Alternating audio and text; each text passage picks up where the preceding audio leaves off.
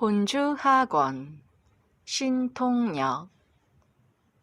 인정상간이 세상을 떠나고 나자 그를 추종했던 많은 무리가 각각 그 연비들을 귀합해 무슨 종교를 꾸미거나 증산을 비조로 받드는 종교 쪽으로 빠져나갔다. 이들은 결국 생시에 인정상간이 병신이란 그건으로서 그토록 싫어하고 경계시켰는데도 자진해서 병신이 되었고 종교를 징계하라는 교진교의 가르침을 망각해버린 것이다. 그러나 모두가 그렇게 된 것은 아니었다. 어느 교판에도 빠져들지 않고 오직 인정상간의 가르침에 따라 어질고 바르게 살아가며 조용히 사나의 시대를 기다리는 이들도 적지 않았다. 이들의 생활은 잠옷 엄격하였다. 혹 미처 사리를 분간치 못하고 아무도 모르는 사이에 하찮은 과오를 저질렀을지라도 그것이 도리에 맞지 않는 일이라 여겨지면 당장 찬물에 목욕을 하고 땅 하느님께 청수를 올림으로써 허물을 적게 하고자 하였다. 이들은 행실뿐 아니라 말에 이르러서도 혹 사정이 여의치 않아 부득이 비굴한 말을 했다거나 의로운 말을 하지 못했을 경우엔 반드시 찬물에 목욕하고 청수를 올렸다. 때문에 이들은 항상 말수가 적었고 행동 거지가 분명하였다. 성삼순 여인도 바로 그러한 경우였다. 그는 자신의 허물뿐만이 아니라 남편과 자식들의 하찮은 허물까지도 발견되면 즉시 대신하여 그러한 고행을 감행하였다. 때문에 그 집 마당에는 항상 나무 절구통이 엎어져 있었다. 그것으로서 단을 삼아 청수상을 올려놓고 땅 하느님께 빌어 허물을 씻고자 했기 때문이다.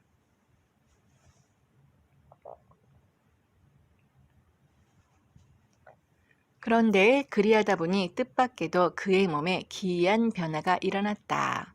즉 눈이 열려 능히 천지간에 유행하는 기운을 볼 수가 있었고 사람의 몸에 유행하는 기운을 능히 손끝으로 돌려놓을 수가 있었다. 그래서 병이 들어 꼼짝을 못하는 사람도 그가 한번 손끝으로 기운을 돌려놓으면 곧 시원스럽게 나아버렸다. 이러한 소문은 삽시간에 인근 동네까지 쫙 퍼져 아픈 사람들이 쉴 새 없이 모여들었다. 그러자 성삼순 여인은 심히 걱정이 되어 어찌할 바를 몰랐다. 법도 있는 집에서 아녀자가 술법으로 의원 노릇을 한다는 것은 쉽게 용납될 수 없는 일이었다. 더구나 남편 박중창의 성품이 대단히 엄정하고 과격하여 자신의 그러한 행위를 절대로 묵과하지 않을 것 같았다. 하여 그는 이 모든 것이 스스로 그토록 고행을 하면서 닦아온 도심 때문임을 알고 그러한 공경에서 벗어나기 위해서는 도심을 버려야겠다는 생각을 하였다. 그리고 보통 사람의 마음으로 돌아가기를 바랐다. 그래야만이 가히 가정을 제대로 지켜나갈 수 있을 것 같았기 때문이다. 하여 그는 허물을 쌓는 일인 줄 알면서도 마침내 거짓말을 하게 하였다. 그는 아이들에게 손님이 와서 이 애미를 찾거든 꼭 아까 어떤 사람이 와서 데리고 나갔다고 말하여 따돌려 보내라고 하였다. 아이들은 그가 시키는 대로 하였다. 제 아비의 성질을 짐작해서인지 이유를 묻지도 않았다. 한데 남편 박중창은 전혀 예상 밖의 반응을 보였다. 어느 날부터는 손님들이 찾아와서 물으니 아이들이 대답하기에 앞서 방 안에 있으니 들어가서 만나보시라 하고 자신은 살짝이 밖으로 자리를 피해주는 것이었다. 성질이 불꽃 같은 사람이었지만 중생에 이익이 되는 일에는 그만큼 너그러울 수 있는 사람이었던 것이다. 사정이 이렇게 되자 성삼순 여인은 저기 마음을 놓고 아이들에게 손님을 따돌려 보내는 일을 중지시키게 되었다. 한데 그가 한번 거짓말로 공경을 모면하려 했던 일이 묘한 결과를 몰고 왔다. 따돌림을 받고 돌아간 사람들이 아까 누가 와서 데리고 나갔다는 말을 구실인 줄을 모르고 고지곧대로만 들어 다들 성여인이 직접 환자 있는 데로 가서 치료해 주기도 하는 것으로 해석해 버린 것이다. 그래서 다들 성여인을 데리고 가려고 아우성이었다. 이에 성여인이 난색을 표하면 누구는 가서 봐주면서 하고 섭섭한 마음을 가졌다. 성여인은 그것이 거짓 구실이었다고 말할 수도 없는 노릇인데다 그들의 섭섭한 마음을 그냥 둘 수도 없어서 이제는 환자 있는 대로 불려가서 치료하는 일까지 하게 되었다. 어떤 사람들은 한밤중에도 손전등을 들고 찾아와 기어이 성여인을 자기 집으로 데려가는 자도 있었다. 낮에는 만나기조차 어려운 탓도 있었다. 그래서 일부러 밤을 기다려 생떼를 써서 데려가는 경우도 있었다. 때문에 온 식구가 잠을 설쳐했고 여간 곤혹스러운 일이 아니었다. 그래도 남편은 잘 참아주었다. 항상 환자를 둔 가정과 처지를 바꾸어 생각했기 때문이다.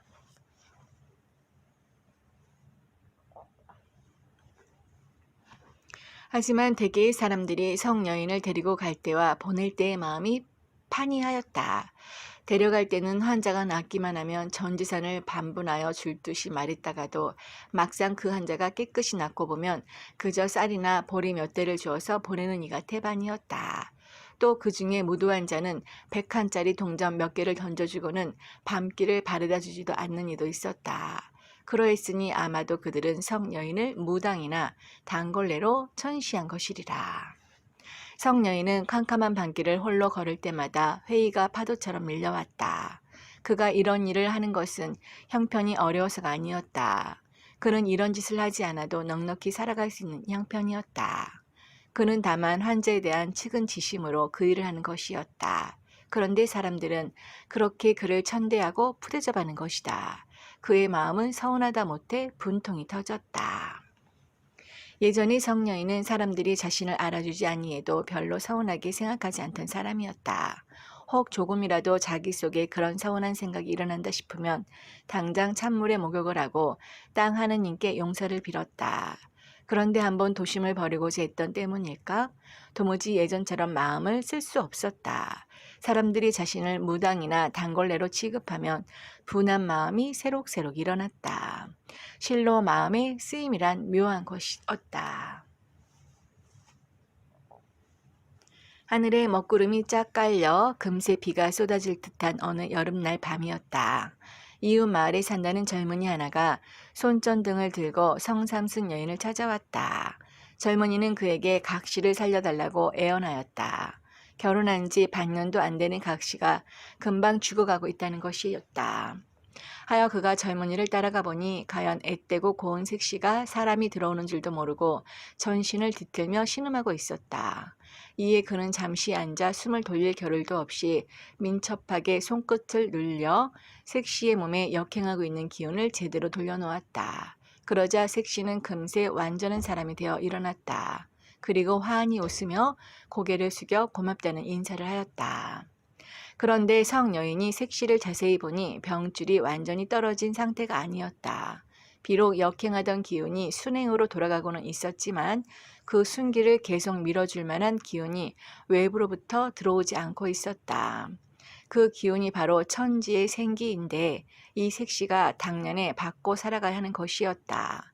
때문에 자신이 가고 나면 또다시 죽는다는 소동이 반드시 일어날 것 같았다. 하여 그는 체면을 돌아보지 않고 그 방에서 부엌으로 통하는 문을 얼른 열어보았다. 그쪽이 바로 이해에 이 집 색시가 받고 살아가야 하는 생기 방향이었기 때문이다.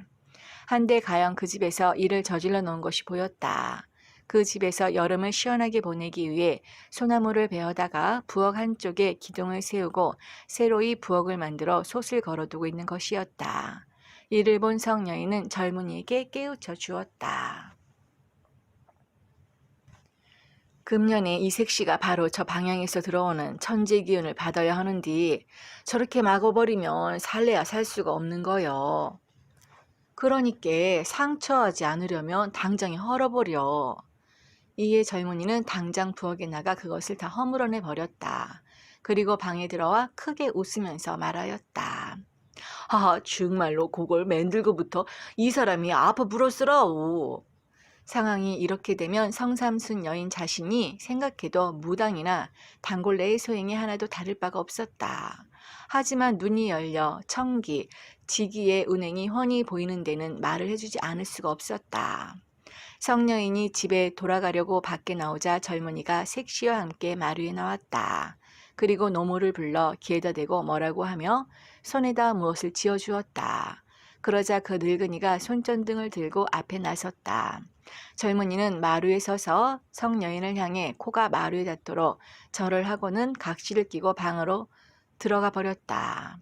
성여인을 바래다 주려고 나선 늙은이는 겨우 대문 앞에 나와 몇 발짝 가더니만 돌아서서 자기가 밤눈이 어두워 더 바래다 줄 수가 없다는 말을 하고는 손전등도 빌려주지 않고 그냥 들어가 버렸다.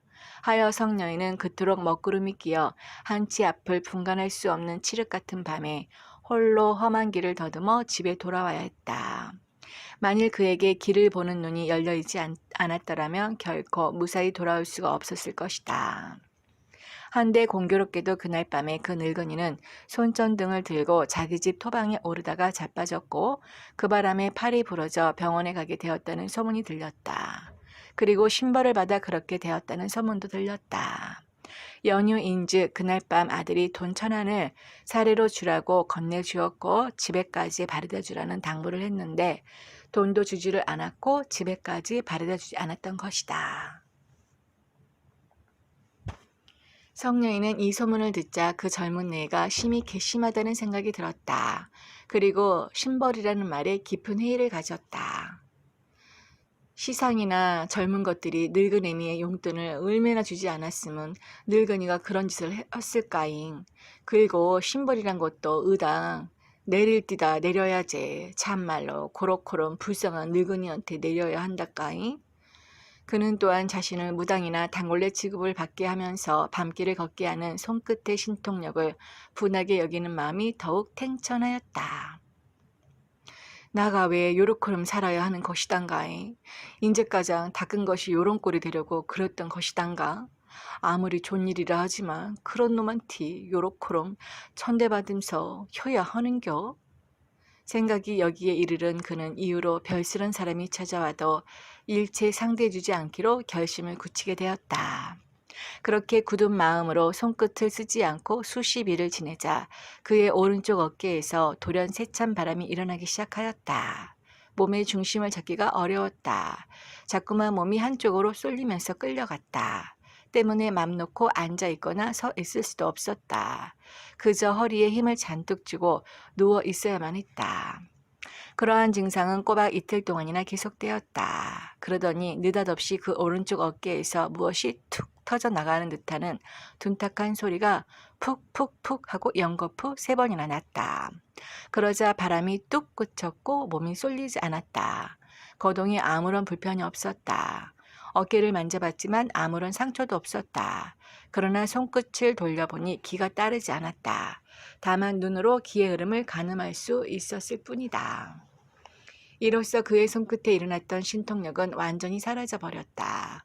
그래서 뒷날 그의 자녀들은 어머니가 그러한 능력을 너무나 냉정하게 버린 일을 심심치 않게 탓했다고 한다.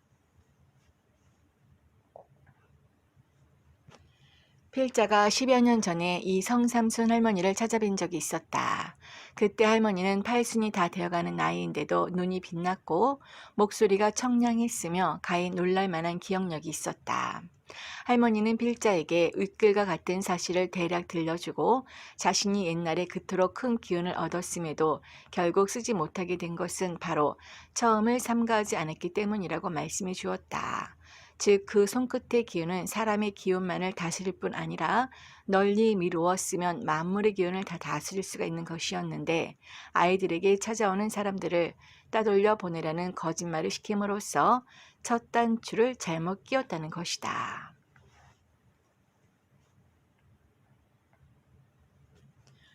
정읍 칠보중학교 교사 김평의 부인 한삼예는 신혼 시절부터 남편을 따라 인정상간을 찾아뵙고 어른의 가르침을 받은 사람이다.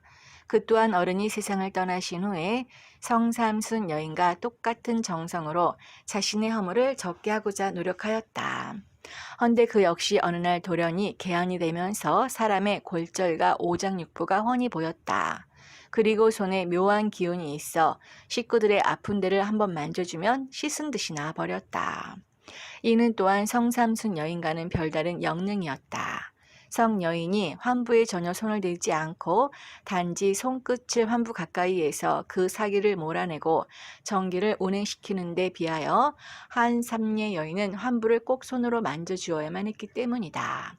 아무튼 그 역시 흔히 말하는 신들림의 과정을 거치지 않고서 대단한 신통력을 얻은 것이다. 그런데 가까운 이웃과 친척들이 그러한 사실을 눈치채고 달려와 다들 아픈 데를 내밀고 한번 만져주기를 간청했다. 상황이 여기에 이르자 그는 몹시 당황하였다.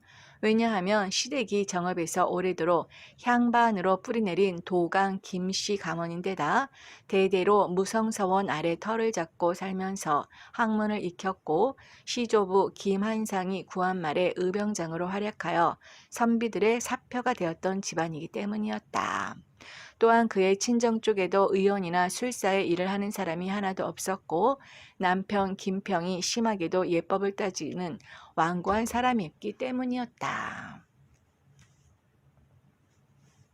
대개 그러한 사정으로 인해 김평 선생의 부인 한삼례는 누구에게도 그 신통력을 쓰지 않았다.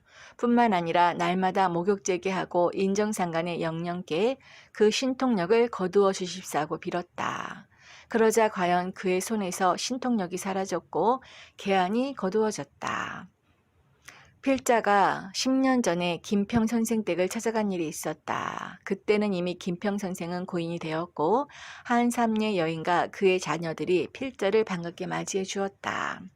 이날 그 집에서는 대대로 전해오는 고서를 필자에게 특별히 보여주었는데 거기에는 한 권도 빠지지 않고 전질이 잘 보존된 국조 보감 등의 희귀한 서적도 있었다.